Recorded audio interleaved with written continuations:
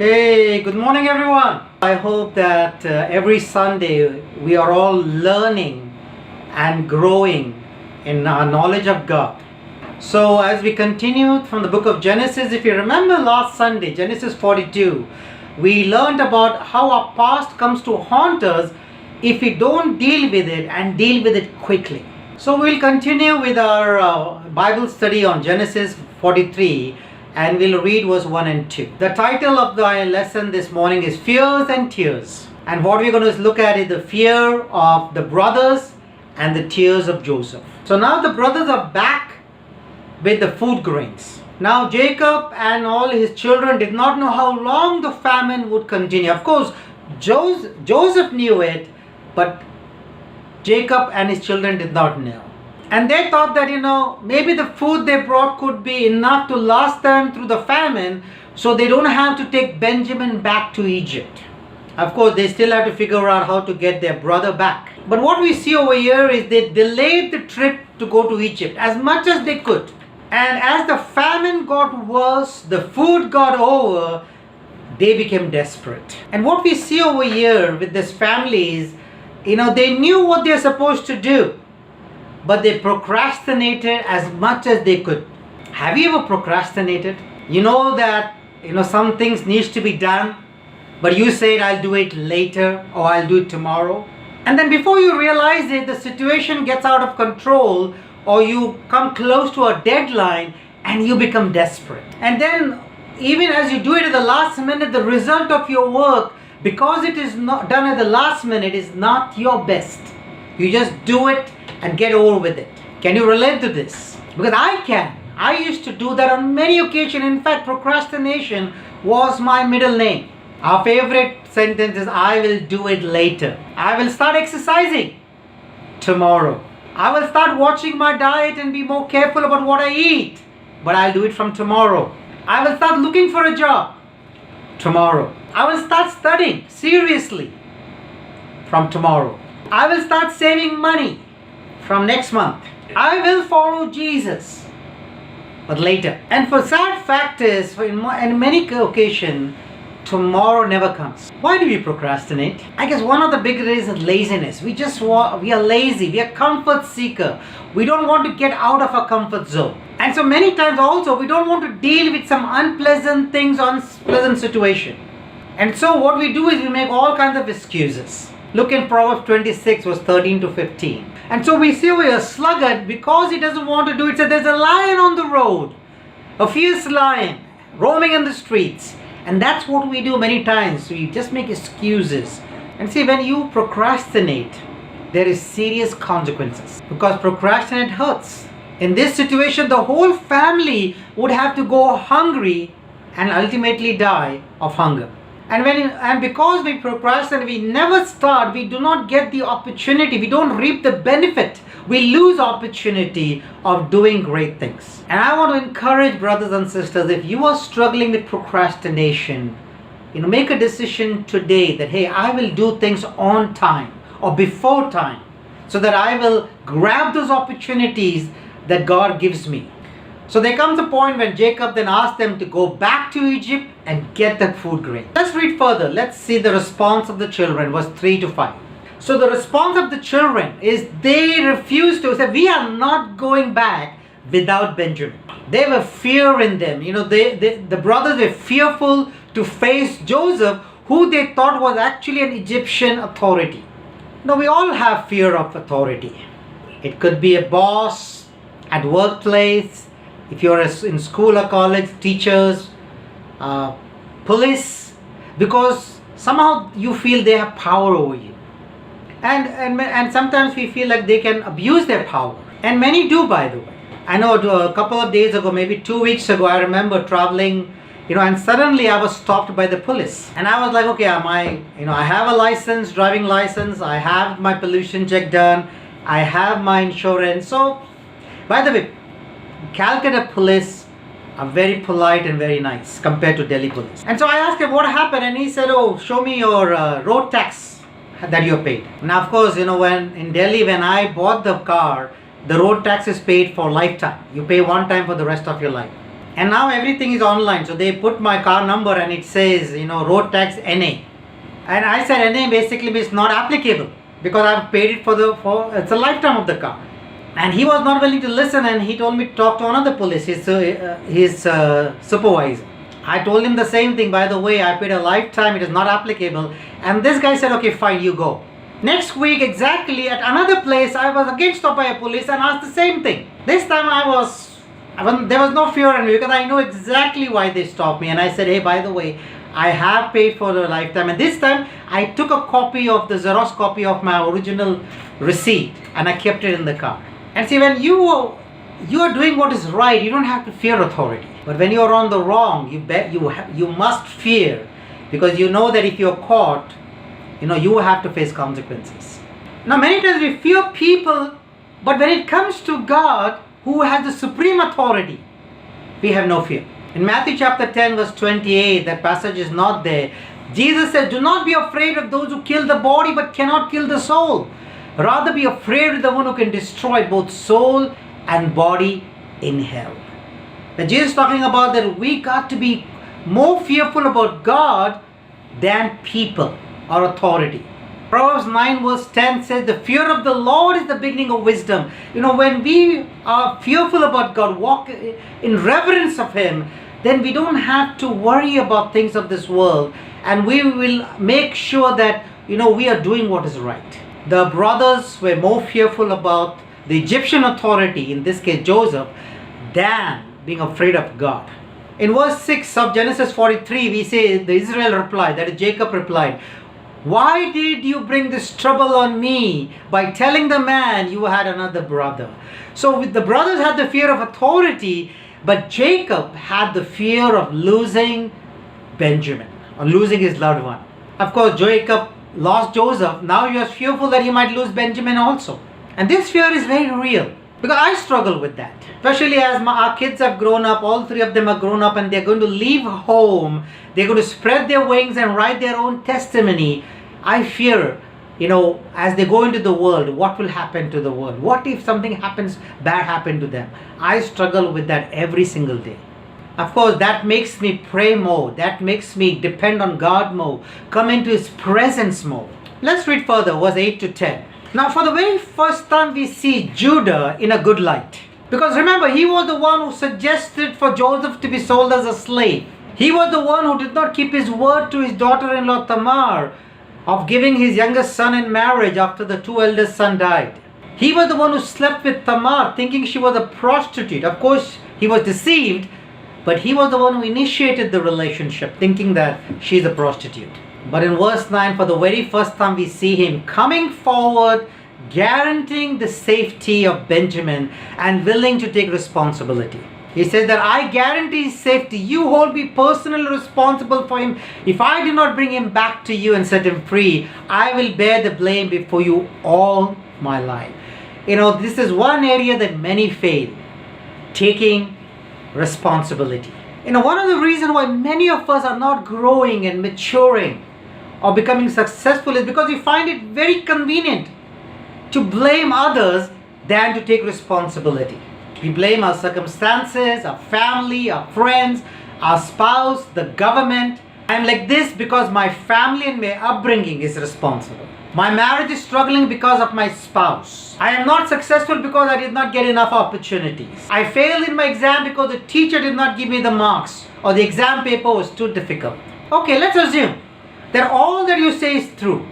What about now? How are you progressing in your life now? What are you doing now? How long are you going to keep blaming others for things that is happening in your life? You will never grow or become successful or big if you keep blaming others. The day you stop blaming others and start taking responsibility is the day you will start growing and changing and moving forward and becoming successful. Among all the brothers, it was Judah who came forward and was willing to take responsibility for Benjamin. Remember, all these brothers are grown-up men, okay? They are not small children. They are grown-ups. Take responsibility, brothers and sisters. You owe it to yourself. Now, verse 11 to 15, we won't have time to read that. So their father, that is Jacob, finally agrees to send Benjamin along with them to Egypt. But he also says, as you please take some gifts from the land, the honey, spice, almonds that was there available. And also to take double the amount of silver so that they could return the previous one and pay for the new food. But then in verse 14 he says that after everything he said, as of for me, if I am bereaved, I am bereaved. And basically saying that if I lose Benjamin and die of grief, let me die of grief. This guy is so negative. He makes me upset. His whole outlook in life has been negative. Because he was not the firstborn, he did not get the birthright, so he stole it from his brother Esau. He was successful with Laban, his father-in-law, but he felt he was not treated well. So he decided to leave. He came back and met Esau, and when Esau told him that I'll follow you, he said, no, you go ahead, I'll follow you. But he went somewhere else because he thought that Esau might kill him. Everything in life for him was not glass half empty, but glass completely empty. Like Jacob, do you look at everything in a negative way? Everyone and everything is against you. Nothing is working out right in your life. And I want to encourage you today to change your attitude, change your mindset. Because there are a lot of great things happening in your life. There are a lot of great things happening around you. But if you focus on all the negative, you will miss out on life. You will miss out on great things happening in your life. And of course, you will have ulcer as well. So what's the solution? In Philippians 4:6-9, it's not on the screen, but let me read this, and I would want you to go back home and focus on this. Philippians 4:8-9. It says, finally, brothers and sisters, whatever is true, whatever is noble, whatever is right, whatever is pure, whatever is lovely, whatever is admirable, if anything is excellent or praiseworthy, think about such things. So what Paul is saying is that all the positive things, true, noble, right, pure, lovely, admirable, these are positive qualities.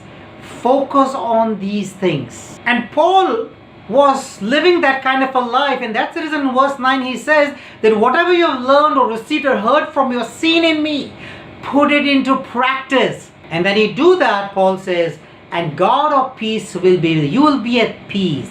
You will be happy. You will be productive. Now I want to encourage you daily, as you have your quiet time, write down 10 things you're grateful for every single day. In fact, if you write down every day 10 things, by the end of the month you will have 300 things you're grateful for.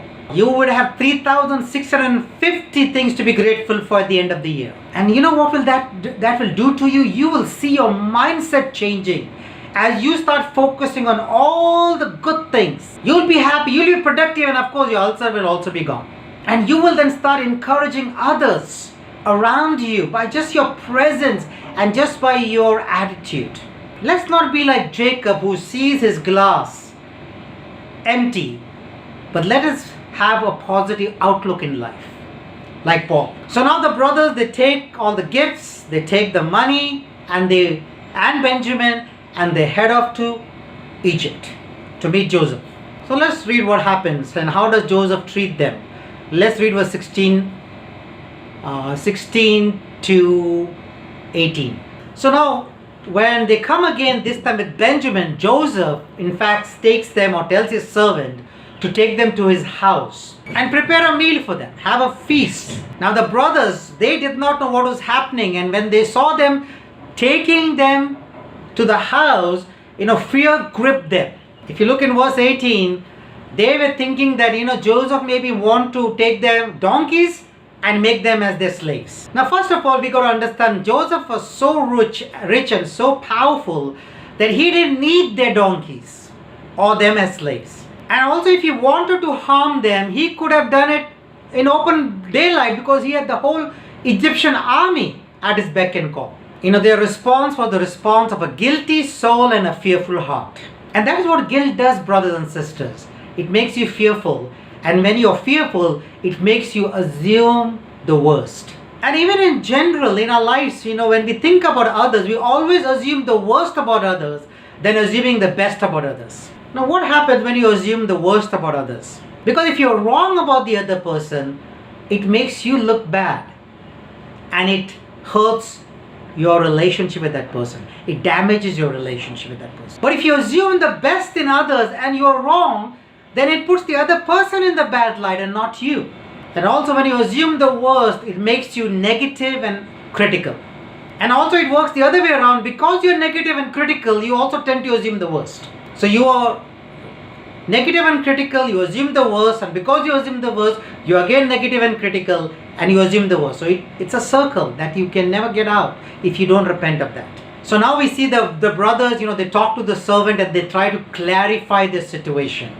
They tell Joseph's servant, hey, by the way, we found the money last time. It was a mistake. We have brought back that money, and also we have brought more money to buy fresh grains. Of course, Joseph's stewards tell them that, by the way, he received the silver for their grains and gives God the credit. Of course, he knew the truth. They also get reunited to their brother Simeon, and they provide for his donkey, water, and they wait for Joseph to come. Now, we don't have much time, but if you read verse 26 to 28, when Joseph comes, they present it to him, gifts they are brought into the house, and the Bible says they bow down before him to the ground. So we see over here, the dream that Joseph had continues to be fulfilled. But in verse 28 it says that, their servant or father is alive and well, and they bowed down and prostrating themselves before him. Prostrating basically means throwing oneself flat on the ground, with your face downward in reverence or submission. God made the dreams of Joseph come true in his way and in his timing. And we'll close out over here, verse 29 to 31. We see tears of Joseph as he sees his younger brother Benjamin for the very first time as a grown-up boy. Because remember, he's seeing them after 20 years. Let's read verse 32 to 34 and end over here. So he had all the brothers seated separately, of course, because he was now an Egyptian, and the Bible says over here, the Egyptian would not sit with the Hebrews. So they sat separately, and he had them sit in the order of the eldest to the youngest, and they were surprised by that. Also, when the food was served, he purposely made sure that Benjamin was served 5 times more food than anyone else. Why did he do that? I guess he wanted to see their response after all these years.